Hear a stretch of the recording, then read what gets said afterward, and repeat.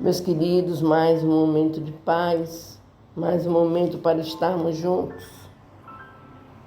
Como disse o nosso querido mestre, onde estiver uma ou mais pessoas reunidas em meu nome, eu estarei presente. Vamos pegar a nossa água para que possa ser fluidificada. No final, vamos estar pensando nos nossos amados que precisam da oração, da paz, da vibração de luz, e que Deus tenha misericórdia de todos nós. Vamos dar continuidade à leitura do Livro dos Espíritos. Hoje nós vamos ler sobre a liberdade de pensar e sobre a liberdade de consciência. Há no homem alguma coisa que escapa a todo constrangimento e pela qual ele desfruta de uma liberdade absoluta? É no pensamento que o homem goza de uma liberdade sem limites, porque não conhece entraves. Pode-se deter-lhe o voo, mas não aniquilá-lo. O homem é responsável pelo seu pensamento, ele é responsável diante de Deus.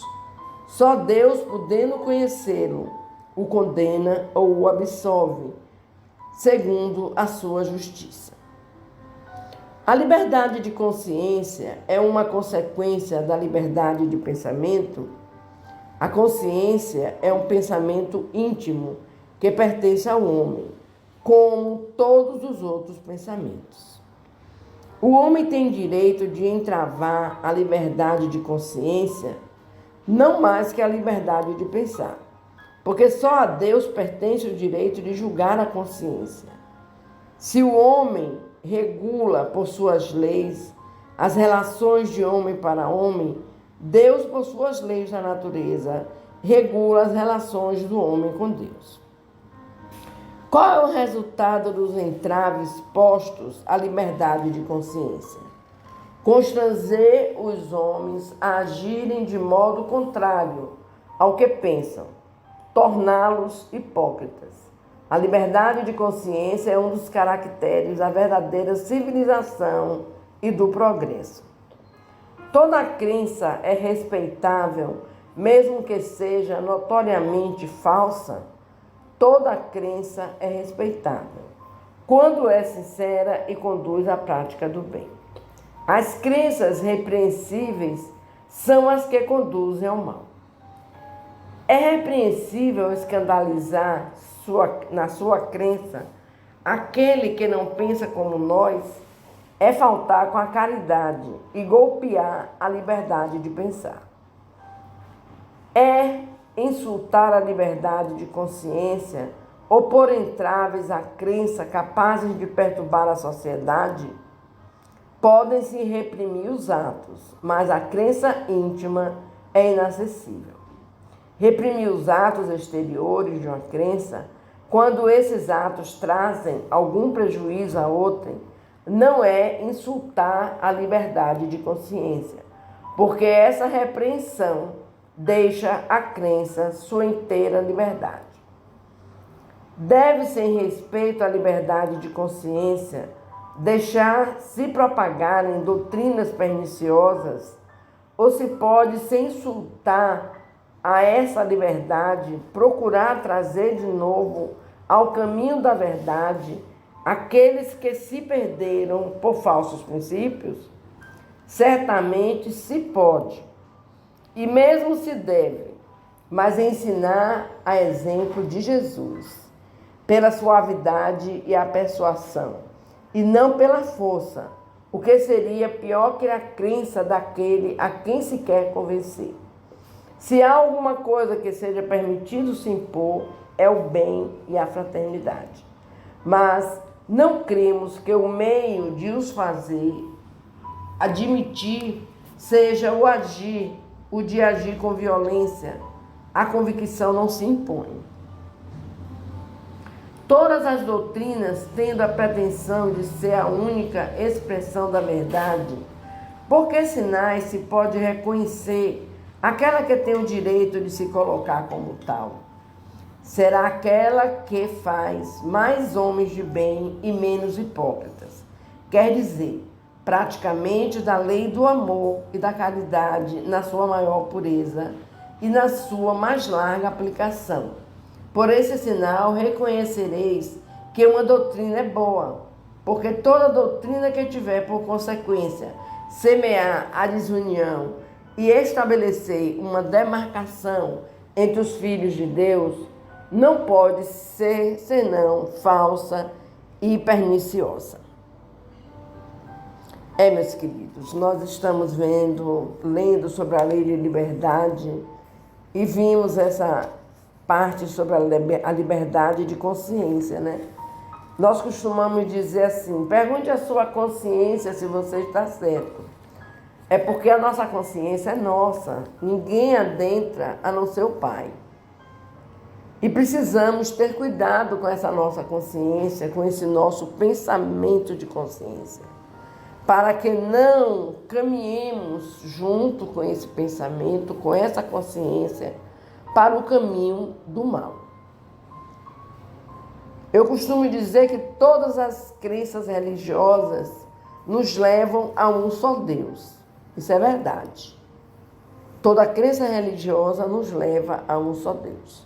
Mas precisamos ver, pensar como essa crença está nos levando a conhecer os desígnios do Pai, o Evangelho de Jesus, que é o que se faz mais importante para nós, é o Evangelho de Jesus.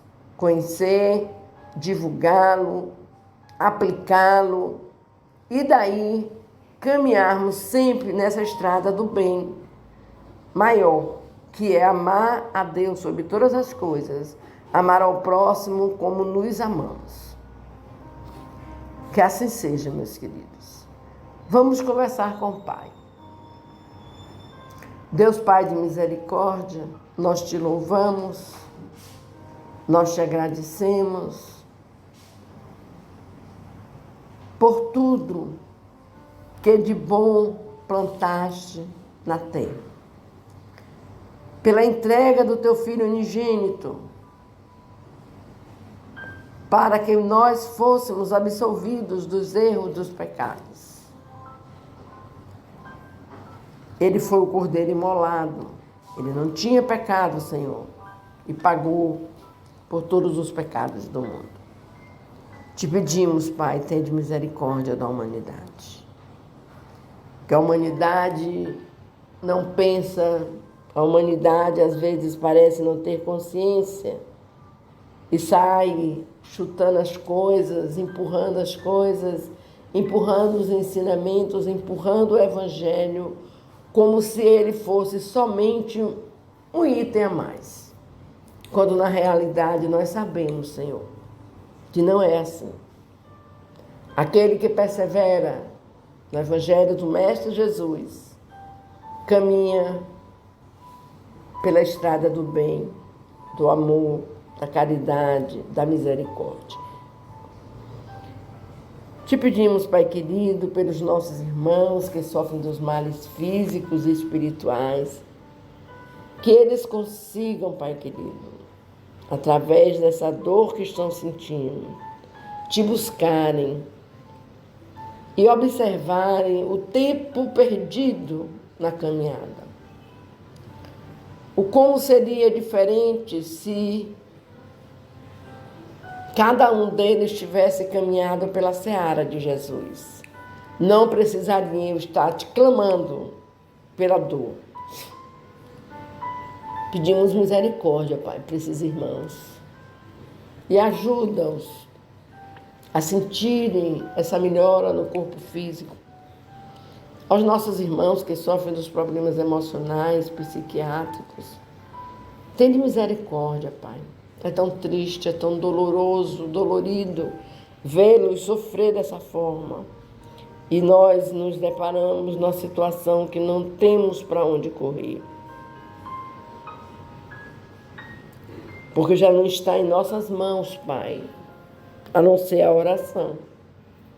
A oração, sim, nós podemos fazê-la com o coração, te pedindo e clamando por esses irmãos. Tenha misericórdia dos lares, onde acontecem tantas barbaridades, Pai. Não são em todos os lares, logicamente.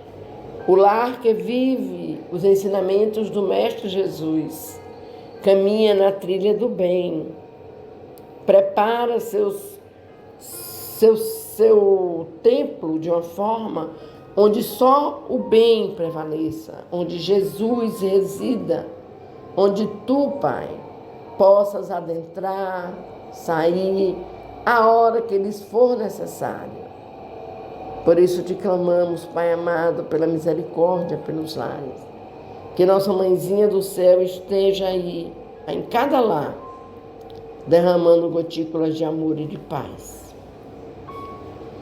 Te pedimos pelos nossos irmãozinhos que usam os vícios.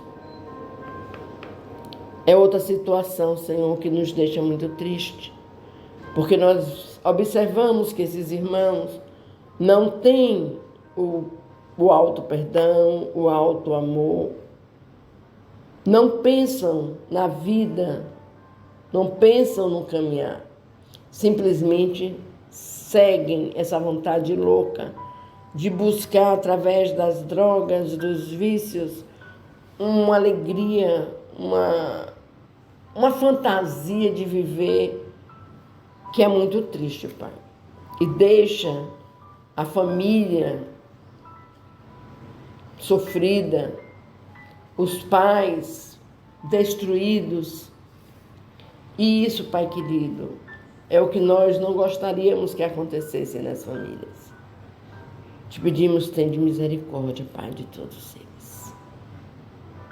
Tende misericórdia. Penetra, Pai, em cada coraçãozinho desses, para que eles entendam o quanto estão errados. Que assim seja. Vamos fechar os nossos olhos, meus amores.